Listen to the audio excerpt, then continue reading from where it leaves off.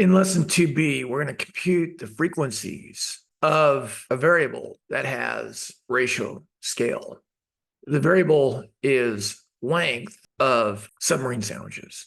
And it was inspired by this controversy at Subway. A customer from Australia, after purchasing a Subway sandwich, went home, filmed that his sandwich was about 11 and a half inches wide. And you can click this link here to view this controversy. It goes to show you that in today's world of YouTube, customers themselves have lots of power.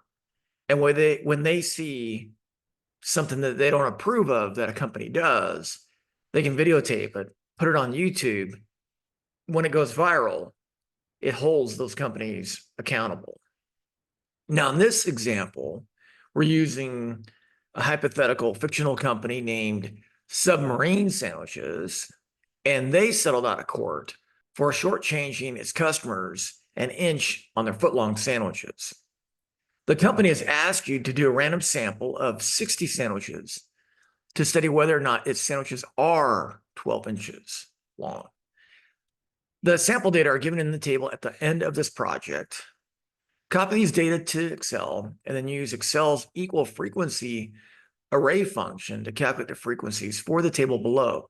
And then we're going to compute the frequencies for the ogive chart. Ogives use cumulative frequencies.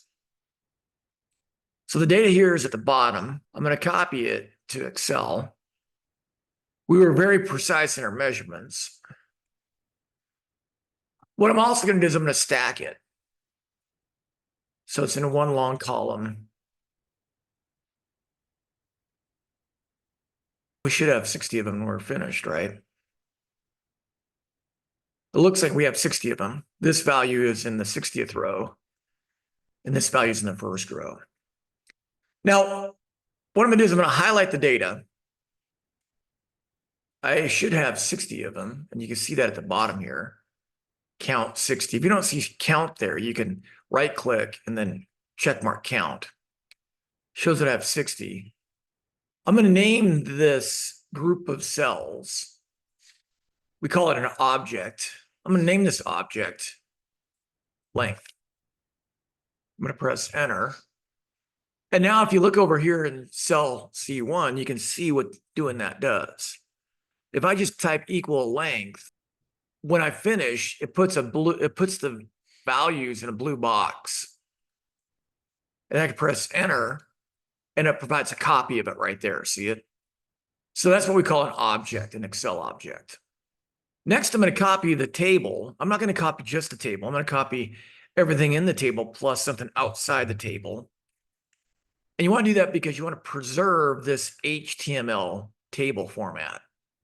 A lot of times when you copy data in from a table and you don't include anything outside the table, all this information will be put into one cell, and we want to avoid that.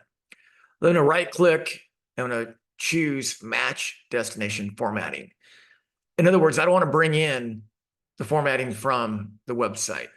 I want to strip it of all that formatting. I'm going to pull this down here, pull frequency down here. I can get rid of the U here. I can make sure that these are numbers. Typically, when you copy something into Excel, strings of characters called strings, they usually justify to the left. Numbers are usually right justified. But I'm going to double check to make sure that these are numbers, and they are. And I'll reduce it back to one decimal place. If these were strings of characters, what I did there would not have happened. It wouldn't have added and subtracted decimal places. Now what I want to do is I want to highlight the area where the frequencies go. Cells E3 to E10. I'm going to type equal frequency. And notice that this pops up. Excel is trying to help you be a good statistical analyst. Right? It provides you with all kinds of help. I want to double click on that. And then it's asking me for the data array. And the data array, if you remember, is cells A1 to A60, which I named length. And notice when you type out length, it gives you this function, which returns the number of characters in a text string. We don't want that. And it gives you this here. I've never used this one before. But this right here is the collection of cells that I named length. The fx means it's a function. The table with two blue squares means it's a named set of cells. I'm going to double click on length, type a comma, and now I need to get the upper limits of my intervals. And these are the upper limits of my intervals. My first interval goes from 11.6 to 11.7. My second interval goes from 11.7 to 11.8. My third interval goes from 11.8 to 11.9. This is calling for the upper limit of those intervals. And then I can close the parentheses. I press Control Shift at the same time. Control Shift. For Mac, I believe it's Command Shift. So you can press these two at the same time and then press Enter. And it automatically calculates the frequencies. It's counting the ones that are between 11.6 and 11.2. Now, one way to see that is I'm going to copy this. I'm going to put it over here. I'm going to sort this from smallest values to largest values. And these two are between 11.6 and 11.7. And then these three are between 11.7 and 11.8. These 7 are between 11.8 and 11.9. These 17 are between 11.9 and 12.0. And then we have 20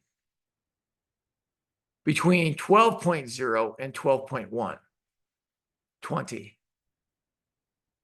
And then we have between 12.1 and 12.2. This one here is being included in that group, right? So this frequency does what? It includes the ones that are equal to 12.2 in this interval, right? And then 12.2 to 12.3. And then we have the one beyond 12.3, right? So we got 1 there. We got 1 in this interval. We have 4 in this interval. We don't include 12.2. We can't double count 12.2, right? 12.2 is included in the interval from 12.1 to 12.2. This is not included in the interval 12.2 to 12.3. So that's what's going on here, right? We're just counting values that are within some interval. Now, when we sum this, if we did it right, we should get 60. Now, the cumulative frequency works this way. The value that goes right here is the number of Subway sandwich lengths that are less than or equal to 12.4. So what we're going to do here, I'm going to start at the bottom and then work myself up because I'm going to show you why. I'm going to type sum, and then this one is less than or equal to 12.4. These 4 are less than or equal to 12.4. These 6 are less than or equal to 12.4, et cetera, et cetera, et cetera. All of the sandwiches are less than 12.4. Now, watch what happens if I move this upward. Eventually, I get an error message, right? What's going on here? As I move this formula up, I want this blue box, the bottom blue line here, I want it to move up 1 cell every time I copy it to a new cell, right? And that's going on. But what I don't want is I don't want this top blue line to move up. I want to freeze it. So what I'm going to do here is I'm going to freeze this top blue line in row 3. So to freeze this top part of the box in row 3, I'm going to put a $sign in front of the 3. Now I can copy this up to the other cells. And notice what happens now. It sums those values, and then it sums this blue box.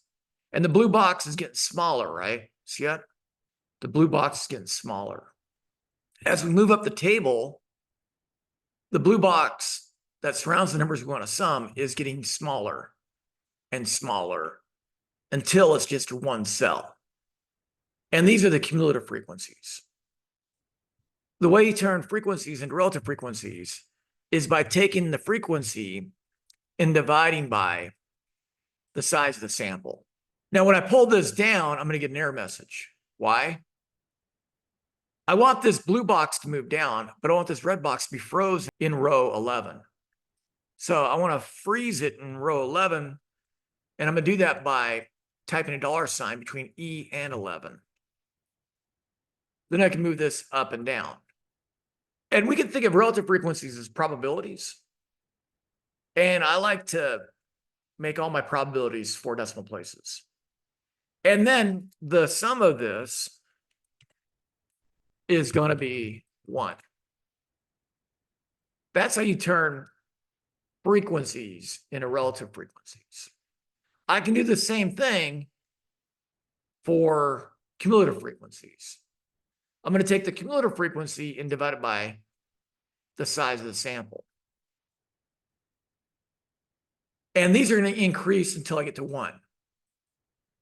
So they're going to increase. All right. So we're going from 0.0333 to 0.833 to 0.2 to 0.4833 to 0.8167 to 0.9167 to 0.9833 and then to 1. You don't sum cumulative frequencies because the final cumulative frequency is 1. We can do percent frequencies. To get a percent frequency, you just multiply a relative frequency by 100. And I like to report them in 2 decimal places. And percent just means per 100 because the word cent is a synonym for 100, right? Percent. In English, in British English, there's a space between per and cent. In American English, there is no space. And these percent frequencies add up to 100%. Now, to get cumulative percent frequencies, all I do is I multiply the relative cumulative frequency by 100. Again, I want to shrink the number of decimal places to 2 and drag them down. And notice you don't need to sum the final percent cumulative frequency because it is the total 100%, right? And then I can copy this there, and I can do copy, and then maybe insert a row here, move this relative up to there, move this percent up to there. Okay. And again, you can think of these as probabilities. All right, so now what we need to do is we need to make sure we got the answers correct. The table is asking for the frequencies. So I'm going to pause the video for a second. I'm going to enter my frequencies, the total down here for the frequencies, and then do the same thing for the cumulative frequencies, and then I'll come back. Okay, welcome back. Now notice I got this marked wrong, I got that marked wrong. I purposely did that to demonstrate something. When you type in your answers and you get all green check marks, that's great, but you might, for some reason, maybe you made a mistake in the Excel spreadsheet, or maybe you just made a mistake copying it from the Excel spreadsheet into my Open Math, it's going to mark it wrong. Now, you can fix that kind of error. So when you're told that you got that first frequency wrong, you can go back and say, oh man, I should have put a 2. So I'm going to change that to 2. I'm going to press enter. And the way I've set up my Open Math is you only get 2 chances at each of these boxes to get it right. I can no longer change that value. I can change this value, but I can't change that value. Now, I don't want to change that value because I got it right. But I cannot change that value now. Notice that I can still change this value because typing 1 was my first attempt. Now I can change this to the correct cumulative frequency. I can look over here and see that it's 5, or I can just look right here and I could say, well, 2 plus 3, well, that's 5, right? Then I change it and I press enter and I get it marked right. Okay. Now what we want to do is we want to use the information from the table above to answer these questions here. Now we want the percent of footlongs that are less than or equal to 12.1. We want to go to the upper limit column and find 12.1. Okay, so there are 20 that are less than or equal to 12.1 and greater than 12. These 17 sandwiches are less than or equal to 12.1. These 7 sandwiches are less than or equal to 12.1. These 3 are less than 12.1. These 2 are less than or equal to 12.1. So all we have to do is add these values up. Now, we've already done that. We've done that right here. When you add 20, 17, 7, 3, and 2, you get 49. But this is asking for the percent, right? So 49 Subway sandwiches that are less than or equal to 12.1, that corresponds to a percentage of 81.67. And I ask for 2 decimal places, right? Press enter, and my mess says, hey, you're doing good. In 2, we want the percent of footlongs greater than 11.8 inches. So what we want to do here is we want to find 11.8 in the lower limit column. Because what this interval says is that there are 7 that are greater than 11.8 and less than or equal to 11.9. So these 7 are greater than 11.8. Well, if these 7 sandwiches are greater than 11.8 inches, then surely these 17 are, these 20 are, these 6 are, these 4 are, this 1 is, right? So what we have to do is we have to add these values up. So we find the 11.8 from our problem here. We find that in the lower limit column of our table, and then we add up these values. Okay, so I'm going to come over here. I'm going to type equal sum. I'm going to come up here to the 1. I'm not going to grab the total, right? I'd be over counting. I'm going to grab the 1, then I'm going to hold down the shift button. I'm going to go up until I get to the interval whose lower limit is 11.8. Then I'm going to press enter. So I have 55 Subway sandwiches that are greater in length than 11.8 inches, right? Now, since I've already calculated the relative frequencies and the percent frequencies, this 55 sandwiches corresponds to 91.6667%. Reduce it to 2 decimal places. So it's summing these percent frequencies. And these percent frequencies correspond to these frequencies. So I got 91.67. Now, another thing I can do is I can just take 55 and divide it by 60, right? Just to double check. And then I can multiply that by 100 to get the percent frequency. And I shouldn't be shocked to see that it's 91.67, right? In 3, I want the percent of footlongs between 11.8 and 12.1. So 11.8 and 12.1. All I'm going to do is I'm going to add these 3 together. So I'm going to modify this by just grabbing this bottom corner, 11.8 to 12.1. And then I can copy this here, here, and here. And I get 73.33. Now I want to create a histogram. The way I create the histogram is because I got the intervals already defined, I can highlight the upper limits of the intervals with the frequencies. And I can go to Insert, Recommended Charts. That's the one I want. It's a bar graph. Now, I'm not done yet. This is quantitative data. The width of the bar matters. If this were categorical data, we're done. But we have numerical data, quantitative data. And the width of the bar equals the width of these intervals. At the right click, format data series. And over on the right, you'll see gap width. I'm going to change this to 2%. Okay, so now the width of the interval matters, right? So this value here is 11.6. This value is 11.7. This value is 11.8. This value here is 11.9. This is 12.0, 12.1, 12.2, 12.3, and 12.4. So the width of the bar is the width of this interval. And then I can double click on this and change it to histogram. Right click on the chart and then choose save as picture. And we're going to save it as histogram, histogram 2.b, save. Now I'm going to find the file.